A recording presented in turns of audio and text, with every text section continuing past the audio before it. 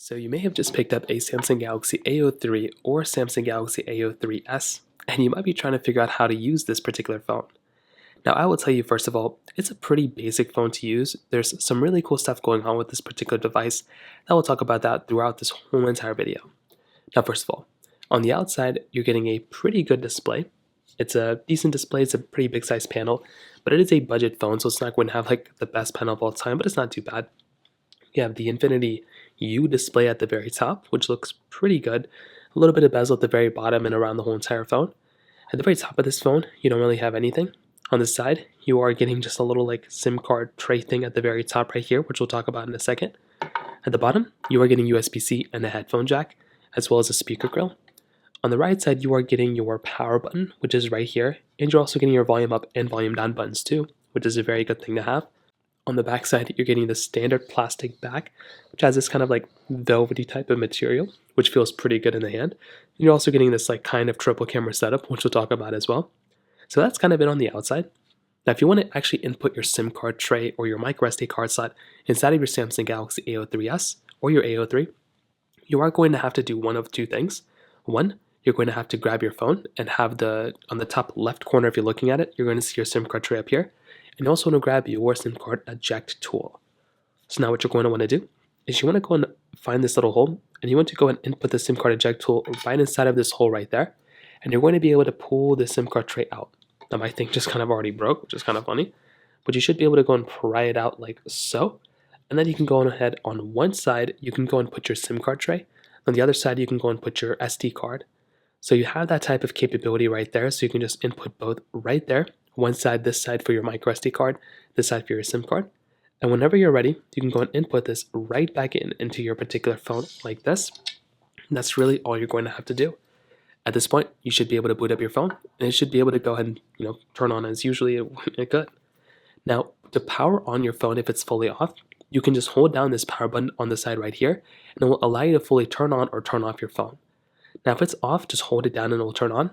If it's on, and if you ever want to power off your phone, you can hold down on this power button that's on the side right here to completely power it off. So you have that type of capability, just hold on this power button, and when you get into this layout right here, you can easily go ahead and power on or power off your phone, depending on what you want to do. So if you are already on the display, then you'll see the display that comes up like this. Now on your lock screen, you'll see a few things. You'll see your time and stuff like that right here. At the status bar at the top, you'll see some other things too. Now you'll also see some widgets at the very bottom, so you can go ahead and get into your phone call widget and your camera icon. If you actually hold down on your lock screen, you can actually get into this customizing panel right here. So you can actually go through and essentially customize this display right here if you really want to, which is actually a really, really cool thing you have on this particular device. So you can go and customize it further, and I'd recommend kind of playing around and messing around with it because there is a lot of cool stuff you can do right there. Swiping up, you'll basically get into your main display right here. Now at the very top, you'll have your status bar, you'll have your notifications and stuff, and you have your battery percentage at the very top.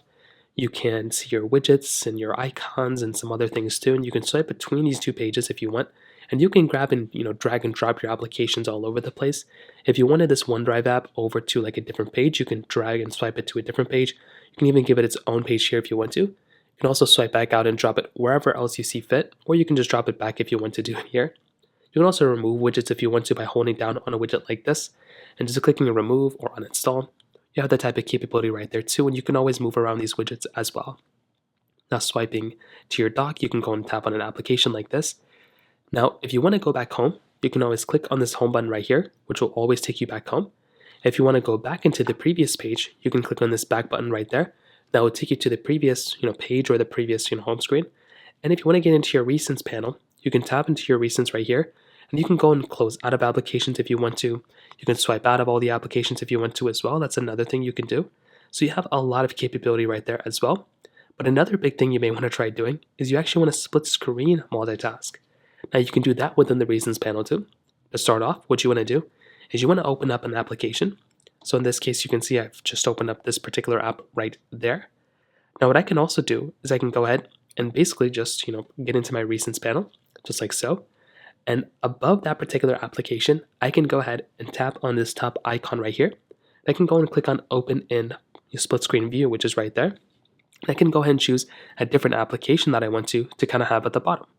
So if I want my internet browser right there, I can go ahead and do that. And now I can basically have my internet browser and my Google Play Store at the exact same time. I can go and swipe this down and above if I want to. I can just change it whichever way I want to. And that's another really cool thing I can do. To exit out of split screen multitask, I can just tap on these three lines right here. And I can go ahead and just swipe out of this if I want to, or I can just close out of one particular app if I want to as well.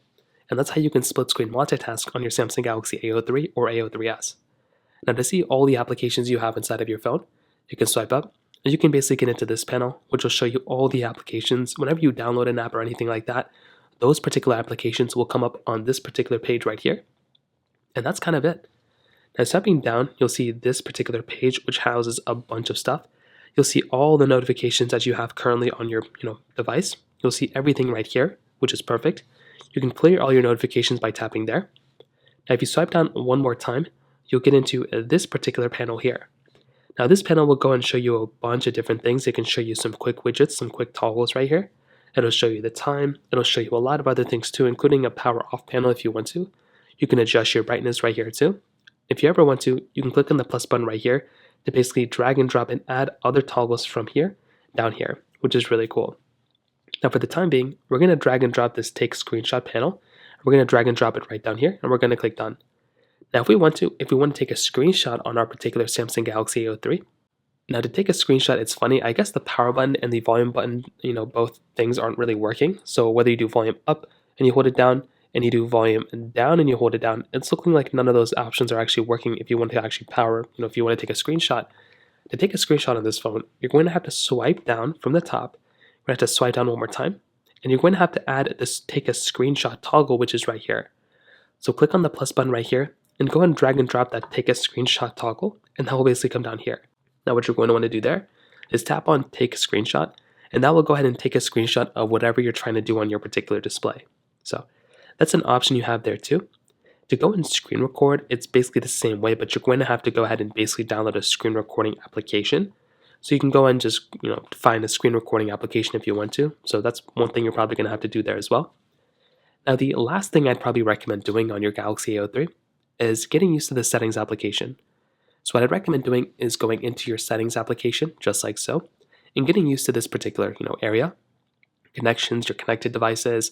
You have your sounds and vibrations and notifications. You have a lot of things all across the board inside of this particular device. The big thing I'd recommend doing beyond all these other ones, which are really massive, is your software update panel.